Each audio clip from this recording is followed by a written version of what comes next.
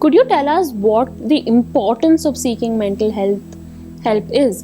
Because a lot of people feel like distracting, thinking positive, or just sweeping it beneath the rug can help.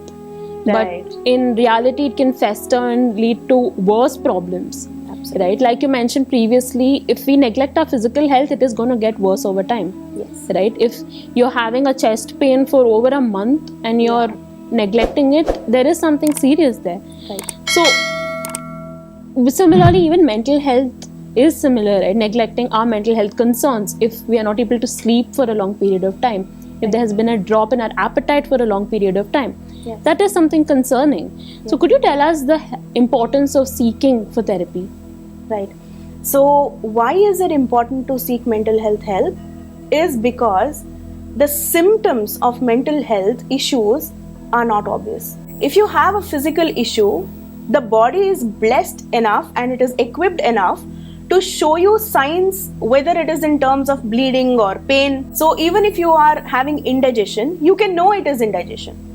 But if you are having something that has a clinical underpinning, if you are dealing with or suffering with depression, what are the symptoms to look for? Because those symptoms are often judged and labeled by people around the intimate circle itself due to lack of psychoeducation. Like for example, one of the major symptoms of depression is not being able to get out of the bed in the morning, right? So having been a survivor of depression myself, it is very, very difficult for the person to explain what is happening, as well as for people to understand why this off-routine behavior. So they are often judged as lazy, they are often judged as reckless. Some people dealing with ADHD, for instance, if they are hyperactive, the hyperactivity is judged. If they are dealing with the inattentive type ADHD, they are called lazy, they are called forgetful. They don't understand the nuances of mental health symptoms, right? So that is exactly why if somebody spots these symptoms, signs and symptoms, for a long period of time, we all have our ups and downs, that's fine. But if there is no recovery from it for more than 15 days or a month, that is the time wherein everybody should seek help. Like you rightly mentioned, it is easier to spot physical symptoms than mental health concerns, right? Yes. With that being said, there is also a lot of stigma associated to people saying that they go to a therapist. So a lot of people feel that why do you need therapy in this age? Or a lot of people say your life is so perfect, why do you need therapy? What do you have to say about that? Well, firstly, perfection is a myth. Nobody's life is perfect. And it depends on the perception. What is your idea of a happy life, right? So we really cannot judge somebody's Instagram pictures, right? Today's world is a world of make-believe. It is very Instagrammy. So people don't post failures. People don't post stress, right? Because we are conditioned to follow toxic positivity. That also is leading to a lot of stress because you're suppressing so much. People think that suppressing is positivity. Distraction is the solution, but that's not.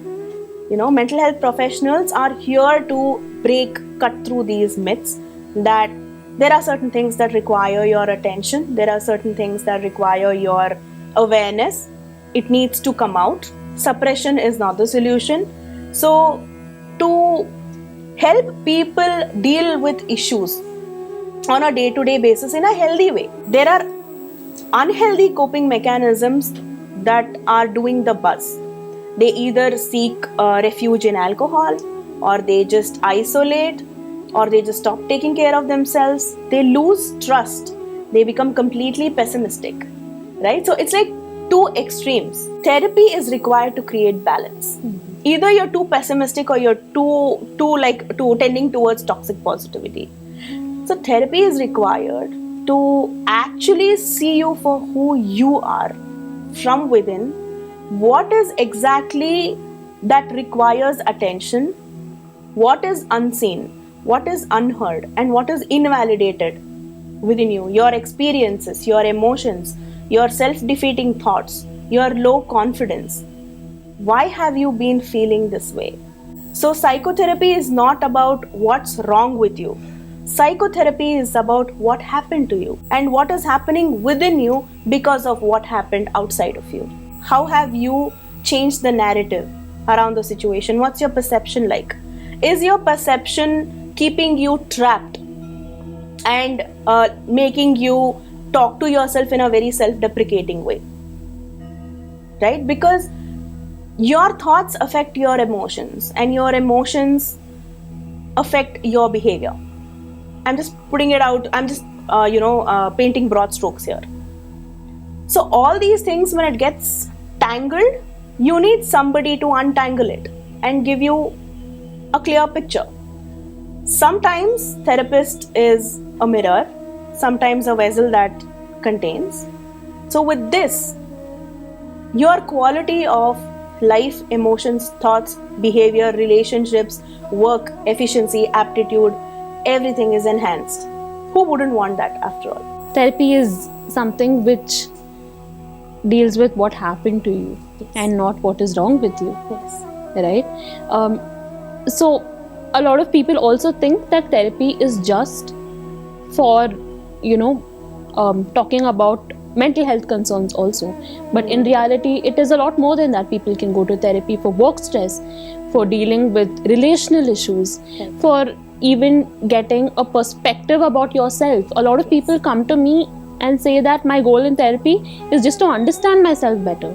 Absolutely. Right? So there is a lot more to therapy than solving mental health concerns. Like therapists solve problems, which is not the truth. Therapists help you find your answers to your problems. Yes. Right?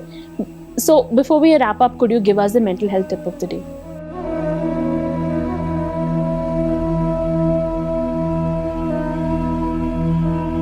Yes. I'd like to say that your mental health is also physical, and the body does keep a score. Whatever you've been thinking, whatever you've been feeling, your body is reacting to it. So I tell this to my clients as well. You cannot bypass your body if you want to deal with mental health. So I would say first start with getting a blood work done. Get a regular blood test done. Let's start from there, because there are a lot of deficiencies that can also cause a lot of symptoms that are similar to mental health issues. Whether it is, for instance, if you're just anemic, it can cause attention and focus issues. It can cause a lot of lethargy, and it can cause a lot of boredom. It can cause a lot of low energy. So start with getting a blood work done. So that is the starting point. And then if you have been feeling low on confidence, self-deprecating thoughts for more than 15 days, if you're not able to get out of the bed, if you're feeling there is a lack of purpose in your life, you don't know what to look forward to, you're tending towards pessimism in life, you're losing trust and faith in relationships, in human-to-human connection, in work in general, and just in having fun, if you're not able to just feel joy, if you're not able to feel anything, please reach out to a mental health professional. And there's a difference between sadness and depression. Sadness is not depression. Sadness is when it's like a wave. You feel sad and then there is recovery after a while. With depression, you don't feel anything. You're numb. You're just feeling pessimistic and heavy. So if you have been feeling all these things for more than 15 days, please reach out to a mental health professional. You beautifully explained the importance of getting a blood work done, and then actually seeking out for help when you feel it's needed, about how there is a difference between feeling sad and feeling depressed. Thank you so much for coming here today. Thank you so much, Divya, for giving mental health professionals this opportunity, because mental health professionals have a lot to say. It is not enough that we are helping people.